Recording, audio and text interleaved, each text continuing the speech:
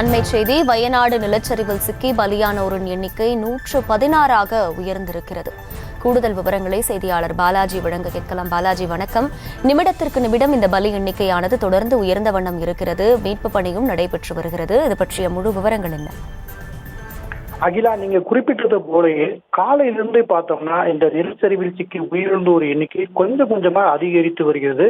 அதாவது ஆரம்பத்துல ஒருத்தர் உயிரிழந்ததாக கூறப்பட்ட நிலையில பிற்பகலில் பார்த்தோம்னா 50, 100, 80, 90 என உயர்ந்து தற்போது பார்த்தோம்னா உயிரிழந்தோர் எண்ணிக்கை 116ஆக உயர்ந்து கொண்டிருக்கிறது.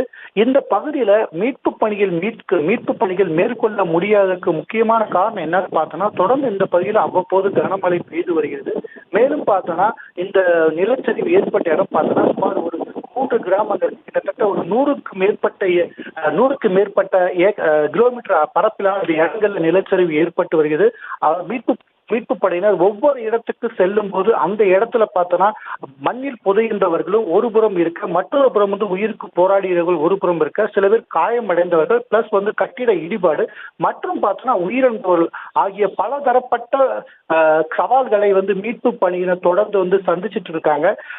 இதையும் மீறிதான் தற்போது மீட்பு பணி முழு வீச்சில் நடைபெற்று வருகிறது. இந்த மீட்பு பணியில பார்த்தோம்னா இந்திய ராணுவ படை, கடற்படை, கப்பற்படை மற்றும் தேசிய பேரிடர் மீட்பு குழு மற்றும் உள்ளூரை சேர்ந்த அதிகாரிகள் ஆகிய காவல்துறை, தீயணைப்பு துறை மற்றும் பலதரப்பட்ட பேரிடர் சமயங்களில் ஈடுபட்டு அனுபவம் வாய்ந்த வீரர்கள் ஆகியோர் அனைவருமே ஈடுபட்டு வர்றாங்க.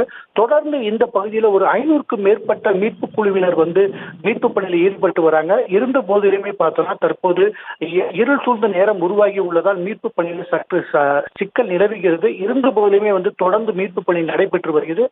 இதுவரை பார்த்தோம்னா இந்த நிலச்சரிவில் சிக்கி 116 பேர் உயிரிழந்திருக்காங்க. அகிலா,